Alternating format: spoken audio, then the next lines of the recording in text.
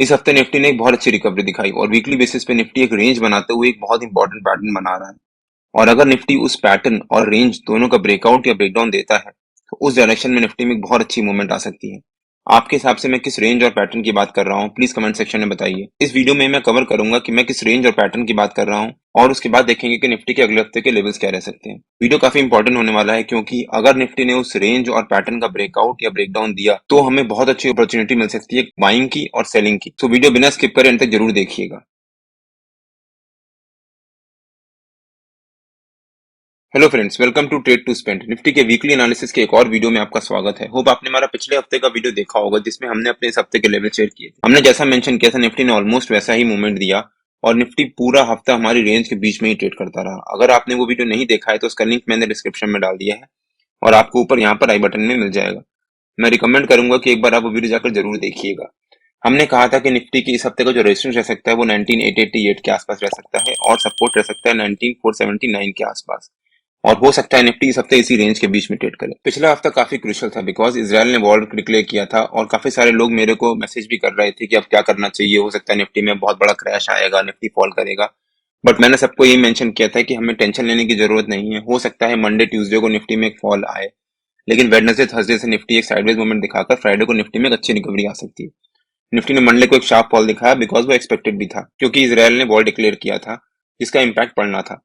Nifty ने Monday को एक फॉल दिखाया बट ओवरऑल हमारी मार्केट काफी स्ट्रांग है। मैं पिछले कई वीडियोस में मेंशन भी कर रहा हूँ और निफ्टी ने उसके बाद एक बहुत अच्छी रिकवरी दिखाई। ट्यूसडे वेडनेसडे थर्सडे निफ्टी एक बहुत अच्छी मूवमेंट दिखाई, लेकिन फ्राइडे को प्रॉफिट बुकिंग आना एक्सपेक्टेड भी था बिकॉज सैटरडे संडे वीकेंड था और जो भी इसराइल के वॉर की डेवलपमेंट हो रही है उसमें काफी सारी कंट्रीज भी पार्टिसिपेट करना शुरू कर रही है। जैसे यूएस ने अपने वॉरशिप्स भेज दिए, यूके भी सपोर्ट कर रहा है अपने वेपन्स भेजकर।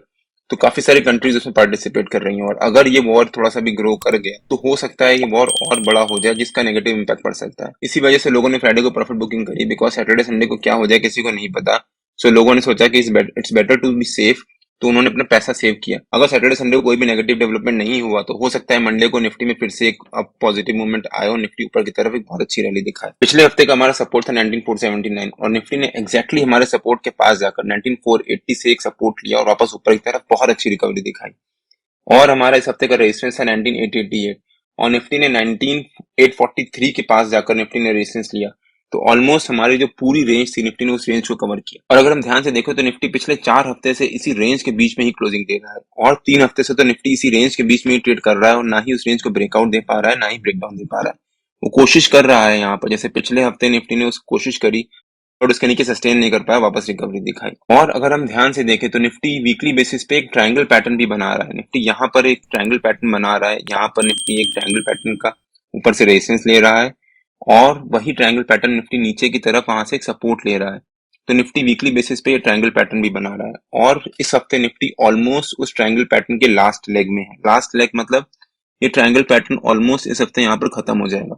तो हो सकता है निफ्टी इस हफ्ते उस ट्रायंगल पैटर्न का ब्रेकआउट या ब्रेकडाउन दे। अगर निफ्टी इस ट्रायंगल पैटर्न का ब्रेकआउट देता है और उसके ऊपर सस्टेन करता है और उसके बाद हमारी जो रेंज है इस रेंज का भी ब्रेकआउट दे देता है तो हो सकता है निफ्टी में उस डायरेक्शन में बहुत अच्छी मूवमेंट आए। और अगर निफ्टी नीचे की तरफ ब्रेकडाउन देता है तो ऑलमोस्ट ट्रायंगल पैटर्न और हमारा रेंज का जो लोअर लेवल है वो आपस में ओवरलैप कर रहे हैं। और अगर निफ्टी ने इसको ब्रेकडाउन दिया और नीचे की तरफ सस्टेन किया तो हो सकता है निफ्टी में नीचे की तरफ की मूवमेंट भी आ जाए। ये ध्यान रखिएगा, हो सकता है निफ्टी नीचे सस्टेन करे मंडे ट्यूसडे को, लेकिन वेडनेसडे से निफ्टी वापस रिकवरी दिखा दे। मैं वीकली बेसिस पे वीकली कैंडल की क्लोजर की बात कर रहा हूँ। अगर निफ्टी उसके नीचे क्लोजिंग देता है वीकली बेसिस पे या फिर ऊपर क्लोजिंग देता है वीकली बेसिस पे, तब मैं एक्सपेक्ट कर सकता हूँ कि हो सकता है निफ्टी में ये भी एक पॉजिटिव मूवमेंट आए या फिर एक नेगेटिव मूवमेंट आए। अगर हम ध्यान से देखें तो निफ्टी ने यहाँ पर एक hammer sort of candlestick pattern बनाया था जो कि एक ट्रेंड रिवर्सल कैंडलस्टिक पैटर्न होता है। अगर वो जो नीचे डाउनफॉल चल रहा है उसके नीचे बने, निफ्टी ने यहाँ पर, हालांकि ये डाउनफॉल थोड़ा सा छोटा था, अगर यहाँ पर 3-4 कैंडल्स और होती हैं फिर 6-7 कैंडल्स के बाद अगर निफ्टी ये हैमर कैंडल बनाता तो हम एक्सपेक्ट कर सकते थे कि निफ्टी ने बहुत अच्छा पैटर्न बनाया है। लेकिन हैमर कैंडल एक इंपॉर्टेंट कैंडलस्टिक पैटर्न है और निफ्टी ने इस हफ्ते उसके ऊपर क्लोजिंग दी है जो कि अगेन एक पॉजिटिव हो जाता है। और अगर निफ्टी अगले हफ्ते जो हमारा इस हफ्ते का हाई है या फिर हमारा जो ऊपर का रेजिस्टेंस है उसके ऊपर क्लोजिंग दे देता है तो निफ्टी में ऊपर की तरफ बहुत अच्छी रैली आ सकती है। हो सकता है निफ्टी उसके बाद अपने ऊपर के सारे टारगेट्स अचीव करे। अब देखते हैं कि निफ्टी के अगले हफ्ते के लेवल्स क्या रह सकते हैं। मेरे ख्याल से निफ्टी का अगले हफ्ते का रेजिस्टेंस और सपोर्ट जो हमारा इस हफ्ते का रेजिस्टेंस और सपोर्ट था 19888 निफ्टी के इस हफ्ते का रेजिस्टेंस और 19479 निफ्टी के इस हफ्ते का सपोर्ट रह सकता है। हो सकता है निफ्टी इस हफ्ते इसी रेंज के बीच में ट्रेड करे। बट अगर निफ्टी इस रेजिस्टेंस को ब्रेक करता है और उसके ऊपर सस्टेन करता है तो निफ्टी के हमारा ऊपर का पहला टारगेट हो जाएगा 20,000 का। 20,000 निफ्टी का एक बहुत इंपॉर्टेंट लेवल है और अगर निफ्टी उसको भी ब्रेक करता है तो निफ्टी का ऊपर का हमारा सेकंड टारगेट हो जाएगा 2225 का, जो हमारे निफ्टी का आज के टाइम का ऑल टाइम हाई है। और अगर निफ्टी ने इस हफ्ते 19888 जो हमारा रेजिस्टेंस है उसके ऊपर क्लोजिंग दी तो निफ्टी हमारे हो सकता है अक्टूबर के टारगेट्स भी अचीव करे। मैंने अपने पिछले कई वीडियोस में मेंशन किया है कि मेरे अक्टूबर के क्या टारगेट्स हैं। और अगर निफ्टी नीचे की तरफ हमारा जो सपोर्ट है 19479 उसको ब्रेक करके नीचे सस्टेन करता है तो निफ्टी के नीचे के लेवल्स भी ओपन हो जाएंगे। 19202 निफ्टी का एक बहुत इंपॉर्टेंट सपोर्ट है। हो सकता है निफ्टी यहाँ पर आए, 2-3 दिन यहाँ पर ट्रेड करे और वापस यहाँ से एक बाउंस दिखा दे, या फिर निफ्टी इसी रेंज के आसपास एक रेंज बनाना शुरू कर दे। बट अगर निफ्टी 19202 को भी ब्रेक करता है तो निफ्टी का नीचे का सेकंड टारगेट हो जाएगा 19,000 का। 19,000 अगेन एक इंपॉर्टेंट लेवल है और अगर उसको भी ब्रेक करता है तो निफ्टी नीचे की तरफ जो पिछला ऑल टाइम हाई था 18888 हो सकता है निफ्टी उसके पास आए। ये हफ्ता निफ्टी के लिए काफी इंपॉर्टेंट है, हमें अच्छी अपॉर्चुनिटी मिल सकती है बाइंग या सेलिंग की। मैं जो भी कॉल या पुट बाई करूंगा या सेल करूंगा मैं अपने व्हाट्सएप प्रीमियम ब्रॉडकास्ट और फ्री टेलीग्राम दोनों में अपडेट कर दूंगा।